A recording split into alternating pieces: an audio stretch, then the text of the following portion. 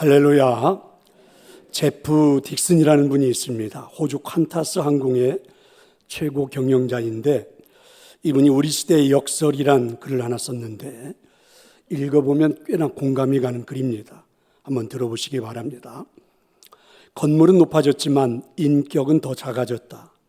고속도로는 넓어졌지만 시야는 더 좁아졌다. 소비는 많아졌지만 더 가난해지고, 더 많은 물건을 사지만 기쁨은 줄어들었다. 집은 커졌지만 가족은 더 작아졌고, 더 편리해졌지만 시간은 더 없다. 학력은 높아졌지만 상식은 부족하고, 지식은 많아졌지만 판단력은 모자란다. 전문가들은 늘어났지만 문제는 더 많아졌다. 약은 많아졌지만 건강은 더 나빠졌고, 이익은 더 많이 추구하지만 관계는 더 나빠졌다. 여가 시간은 늘어났지만 마음의 평화는 줄어들었다. 이런 글입니다. 동감할 수 있는 그런 내용들이죠. 역설적인 그런 이야기란 말이죠. 역설이란 말의 뜻이 무엇입니까? 우리가 표현을 할 때 구조상으로 또는 상식적으로는 모순이 되는 것 같지만 실질적으로 그 내용이 옳음을 나타내고 있는 것, 이런 걸 역설이라는 그런 말이라고 하죠. 오늘 본문에도 보면 예수님께서도 이런 역설적인 가르침을 우리에게 주십니다. 바로 43절, 44절의 말씀이죠. 너희 중에 누구든지 크고자 하는 자는 너희를 섬기는 자가 되고, 너희 중에 누구든지 으뜸이 되고자 하는 자는 모든 사람의 종이 되어야 하리라. 참으로 절묘한 그런 역설적인 말씀입니다. 크고자 하는가? 섬기는 자가 되세요. 으뜸이 되고자 하는가? 모든 사람의 종이 되세요. 참으로 역설적인 표현이지만 그저 반박할 수가 없는 그런 말씀입니다. 그럼 예수님은 왜 제자들에게 이런 역설적인 말씀을 선포하셨을까? 먼저 오늘 본문의 상황은 이렇습니다. 32절에 나타난 것처럼 6월절에 제자들과 함께 예루살렘으로 올라가는 길에 있습니다. 예루살렘으로 가는 길거리 어느 한 곳에서 예수님은 비장한 말씀을 하셨습니다. 이번 명절에는 우리가 예루살렘에 올라가면 대제사장의 무리가 우리를 잡아서 사람들에게 넘겨주고 핍박을 하게 될 것이다. 침뱉고 채찍질하고 결국은 죽일 것이다. 하지만 다시 살아나게 될 것이니 너무 걱정하지 말아라. 이렇게 말씀을 하신 거죠. 그런데 예수님의 이야기가 끝나고 얼마쯤 갔을까요? 두 제자 야고보와 요한이 예수님께 간청을 드리기 시작했습니다. 37절입니다. 여짜오되 주의 영광 중에서 우리를 하나는 주의 우편에, 하나는 좌편에 앉게 하여 주옵소서. 참으로 이해가 되지 않는 그런 상황입니다. 지금 예루살렘으로 제자들과 예수님이 올라가면 고난을 받고 그리고 죽게 될 것을 말씀하신 거죠. 하지만 야고보와 요한은 이상하게 반응을 합니다. 고난을 말씀하시는 예수님을 보면서 영광 중에 메시아로 등극하실 것이라고 두 제자는 상상을 해요. 그래서 자기들을 좀 특별대우 해달라는 간청을 드립니다. 자기들은 그럴 만한 자격이 있다고 생각했죠.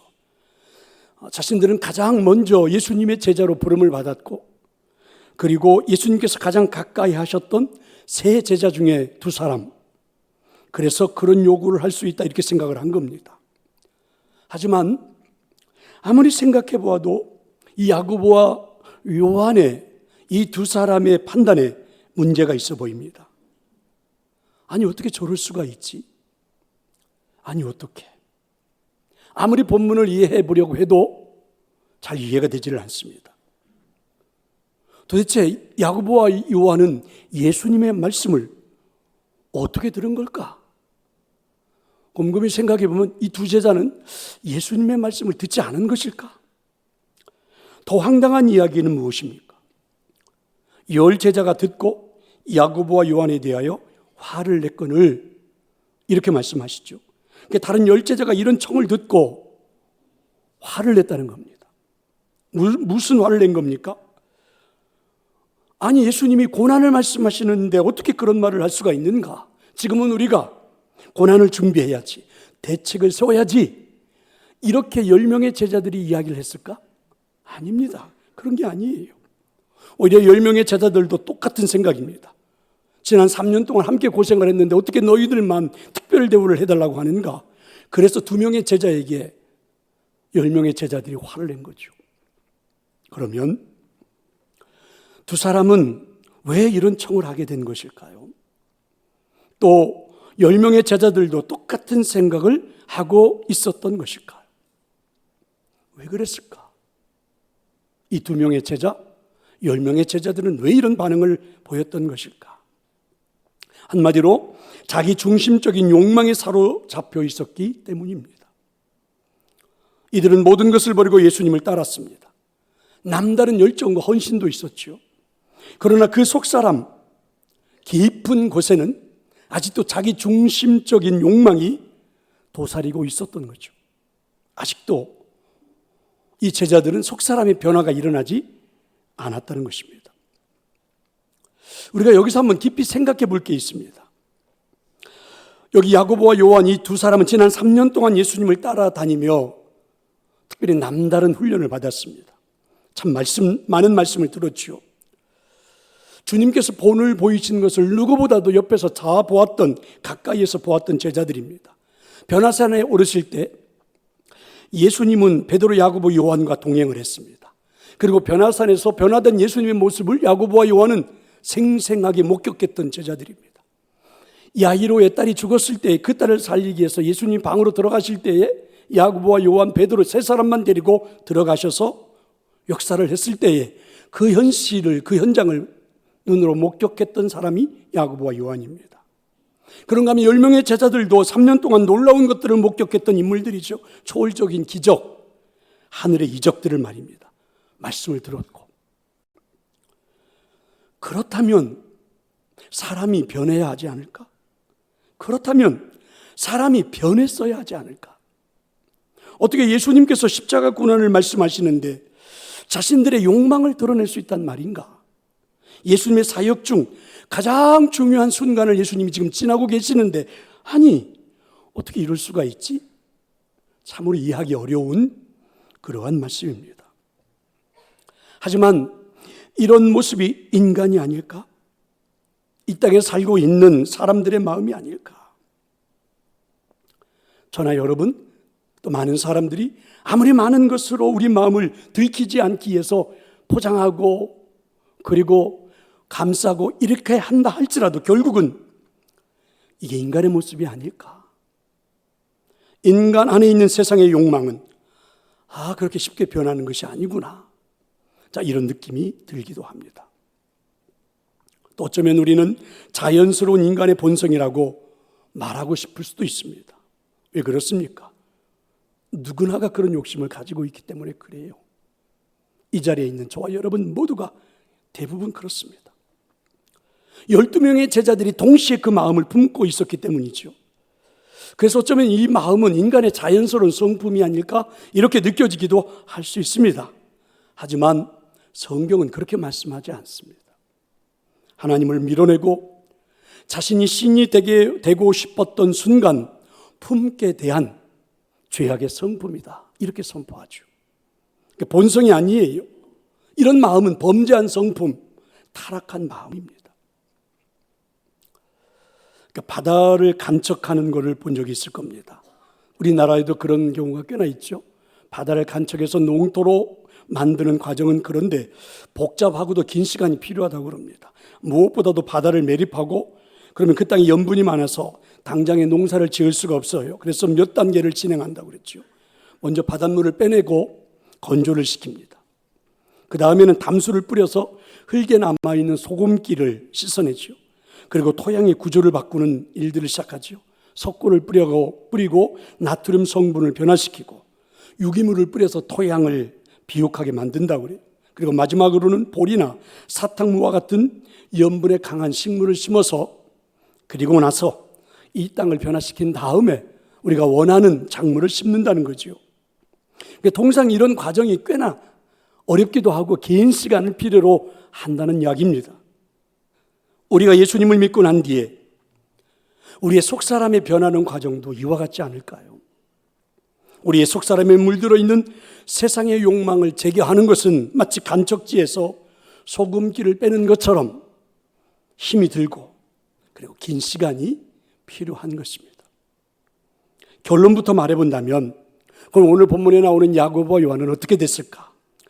비록 긴 시간이 걸렸지만 이 두 사람은 멋지게 변화했고 10명의 제자들도 멋지게 변화했습니다. 야고보는 변화되어 결국 세상 나라 욕망을 떨쳐버리고 제자들 중에 가장 먼저 순교한 자가 됐고, 요한 역시 변화되어 죽을 때까지 교회를 세우고 하나님의 말씀을 잘 기록해서 저와 여러분의 손에 들려준 멋진 제자들이 되었습니다. 자, 이런 인간의 본성처럼 느껴지는 욕망을 우리는 어떻게 이길 수 있습니까? 어떻게 우리는 변화를 만들어갈 수 있습니까? 야고보, 요한 10명의 제자들에게 그 요청에 예수님께서는 어떻게 답변을 하실까요? 38절에 보면 이렇게 말씀하죠. 너희는 너희가 구하는 것을 알지 못하는도다. 그러니까 이 두 사람, 야고보와 요한은 이들이 뭘 몰라서 예수님에게 지금 이 자리를 요구하고 있다는 거죠. 몰라서 그렇다는 겁니다. 이 야고보와 요한이 지금 구하고 있는 것이 얼마나 허무한 것인지를 모른다는 거죠. 이 두 사람이 지금 구하고 있는 것이 얼마나 쓸데없는 것인지를 몰라서 이들이 지금 그걸 요청하고 있다는 것입니다. 예를 들면 엄마가 음식을 만들기 위해서 아주 날이 제법 서 있는 칼을 가지고 식재료를 썰고 있습니다. 4살짜리 꼬마가 옆에서 엄마를 이렇게 지켜보다가 재밌어 보이는지 자기도 하겠다고 엄마에게 칼을 달라고 하죠. 엄마가 안 된다고 그럽니다. 그런데 이 아들은 막무가내예요. 그 칼을 달라고 울고 불고 때를 씁니다. 엄마는 지금 이 녀석이 이 칼이 얼마나 위험한 것인지를 몰라서 때를 쓰고 있는 것 잘 알고 있죠. 그래서 줄 수가 없습니다. 사랑하는 성도 여러분, 어쩌면 우리의 삶도 그렇지 않을까? 지금 내가 목을 메고 있는 그것이, 그 무엇이 내 인생에 아무런 도움이 되지도 않는데 구하는 것이 아닐까? 우리가 구하는 것이 정말 필요한 것일까? 혹시 나를 망치는 것은 아닐까? 여러분은 잘 알고 있다고 생각하십니까? 어쩌면 오늘 야고보 요한처럼 우리도 모르는 것이 더 많을 수도 있겠지요. 우리가 무엇을 구하고 있는지를 그렇다면 차분히 살펴보는 게 필요하지 않을까? 특히 주님께서 우리가 구하는 것을 어떻게 보시고 계시는지를 알아보는 것 중요하지 않을까요? 우리가 구하는 것이 정말 우리를 위한 것인지 아니면 우리를 망치게 하는 것인지 살펴보는 것 꼭 필요하지 않을까요? 이 질문을 던지신 예수님은 그래서 이제 2명의 야고보와 요한 그리고 10명의 제자들에게 역설적인 진리를 선포하는 겁니다. 영광을 바라보고 있는 제자들에게 모든 사람들이 부러워할 만한 권력을 우리에게 달라고 소망하고 있는 이 두 제자, 10제자들에게 예수님은 역설적인 진리를 선포한 겁니다. 그게 오늘 우리가 읽은 43, 44절의 말씀이죠. 자, 우리 함께 한번 읽어보도록 하겠습니다. 너희 중에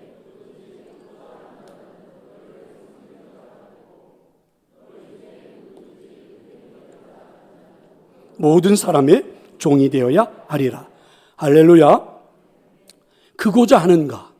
먼저 섬기는 자가 되라. 오늘 예배하는 저와 여러분에게 주신 하나님의 음성입니다. 사람은 누구나 크고자 하는 욕심이 있죠. 사람들에게 영향력 있는 존재가 되고 싶습니다. 그것도 존경받는 사람으로 말입니다. 어쩌면 이와 같은 욕심은, 어쩌면 이와 같은 바램은 오늘 이 땅에 내 삶을 지탱하는 요인이 되기도 하죠. 어떤 분들은 이것을 삶의 목표로 삼기도 합니다. 그래서 열심히 인생을 살아갑니다. 노력하지요. 최선을 다해요. 견디고 참고 인내하고 그러면서 살아갑니다. 그래서 이런 것들을 잘못이라고 비판하는 사람은 거의 없어요. 누구나 그렇게 살아가기를 원하고 있고 그렇게 살기를 바라고 있고 그게 맞다고 생각하기 때문입니다. 여러분, 예수님의 고난 앞에서 이런 높은 자리, 영광을 원하는 제자들의 마음이 얼마나 악한 마음인지 우리는 보았지요. 두 제자의 모습에는 그런데 저의 모습도 있고 여러분의 모습도 담겨 있습니다. 옆에서 사람이 죽어가는데도 나의 이익을 먼저 생각하는 우리들의 마음이 매우 자연스럽다고 생각하지 않습니까? 누군 아픔 속에서 죽어가는 것을 보면서도 우리는 나의 이익을 위해 움직일 수밖에 없지 않나요? 피를 나는 형제가 죽어간다고 해도 내가 손해볼 것 같으면 거의 아픔이 전혀 눈에 들어오지 않는 우리들의 마음이 아니던가. 여러분, 이런 마음을 그대로 내버려 둘 수는 없잖아요. 이런 마음을 그대로 소유한 채 인생을 살아갈 수는 없잖아요. 이런 마음이 그대로 내 안에 잠재되어 있는 이상 우리 행복하다고 말할 수는 없잖아요. 어떻게 변화될 수 있을까? 어떻게 좀 새로워질 수 있을까? 그래서 예수님은 역설적인 진리를 선포한 겁니다. 근데 여러분, 이 역설적인 진리의 핵심은 간단해요. 섬기는 자가 되라, 이렇게 말씀하십니다. 섬기는 사람이 되면 많은 사람에게 영향력을 발휘할 수 있다, 존경받을 수 있다, 이렇게 말씀해 주십니다. 인간의 욕망은 높아지는 사람이 되는 거죠. 왜 그럴까요? 잘 알고 있습니다. 사람들에게 존경을 받고 또 그렇게 살면 성취감도 있고 또 그렇게 살면 매우 성공적인 인생이기 때문에 그렇습니다. 높아지면 많은 일을 할 수 있습니다. 권력을 손에 쥐면 하고 싶은 일들을 할 수 있습니다. 하지만 우리는 잘 알고 있지 않습니까? 욕망이 높아지면, 욕망을 가지고 우리가 높아지기 시작하면 문제도 따라옵니다. 권력을 손에 쥐면 사람들이 악하게 변할 확률이 굉장히 많지요. 그러나 하나님의 형상을 따라 만들어진 성품을 가지고 섬기는 사람이 되면 많은 사람의 존경을 받습니다. 그보다 더 좋은 마음, 그리고 인생의 성취감, 기쁨, 보람도 얻을 수 있습니다. 더 중요한 것, 문제가 전혀 동반되지 않습니다. 악한 마음이 선한 마음으로 변화됩니다. 더 행복한 인생이 보장되어 있습니다. 한번 도전해보고 싶지 않으십니까? 크고자 하는가? 먼저 섬기는 자가 되라. 이 하나님의 말씀, 오늘 저와 여러분에게 주시는 이 하나님의 음성, 한번 도전해볼 수 있기를 축원합니다. 미국에 살고 있는 어떤 한인 2세가 명문대학이죠, 콜롬비아 대학 의과대학에 지원을 했습니다. 공부도 꽤나 잘해서 우리로 말하면 수능 시험인데요, 만점을 받았습니다. 집안 형편도 부유해서 무난히 합격되리라고 믿었습니다. 그런데 불합격 통지서가 날라온 거죠. 그런데 불합격된 사유란에는 이렇게 적혀 있었습니다. 귀하의 성적은 아주 우수합니다. 가정 형편이나 여러 조건들도 만족스럽습니다. 그런데 귀하의 서류를 어디를 보아도 헌혈했다는 기록이 없습니다. 남을 위해서 헌혈한 경험도 없는 귀하가 어떻게 환자를 돌볼 수 있겠습니까? 귀하는 의사가 될 자격이 없습니다. 이게 여러분 불합격 이유였어요. 의사는 좋은 영향력을 끼치는 자리이죠. 많은 사람의 아픔을 돌보는 자리요, 죽어가는 사람을 치료하는 자리, 생명에 영향력을 끼치는 자리입니다. 이런 자리에 있어야 할 사람이 남을 위해 헌혈을 해본 일이 없다면 문제가 있다고 판단한 거죠. 그럼 여러분, 이 대학의 판단이 틀렸다고 생각하십니까? 아니면 이런 것을 고려하지 않은 채 학생을 선발하는 대학이 틀렸다고 생각하십니까? 사랑하는 성도 여러분, 섬김의 삶은 도덕적인 것이 아닙니다. 하나님 나라에 살아가는 삶의 모습이에요. 하나님의 형상을 회복하는 삶이죠. 에덴 동산으로 돌아오게 하고 싶어 하시는 하나님 삶의 방법이요, 아니 예수님을 구주로 영접한 사람이 살아가는 방법입니다. 이게 섬김의 삶입니다. 성도 여러분, 섬김의 삶을 살고 계십니까? 오늘 하나님이 저와 여러분에게 성찬상을 베푸시고 초대해 주셨습니다. 이제 우리는 주님이 찢겨주시는 몸, 흘려주시는 보혈을 받는 시간이죠. 바라옵기는 오늘 하나님 만들어주신 이 은혜의 자리에서 주님의 보혈, 주님의 찢겨주신 몸을 대하는 여러분 모두가 어렵지만 한번 섬기는 삶, 모든 사람이 종이 되는 삶 한번 도전해 볼 수 있기를. 그래서 여러분의 인생의 많은 변화가 일상의 삶이 에덴 동산과 같은 행복이 누려지는 그런 은혜가 있기를 간절히 축원합니다. 이제 우리 함께 찬양하도록 하겠습니다. 우리의 삶을 한번 돌아보는 그런 찬양, 그러면서 한번 우리 믿음으로 성찬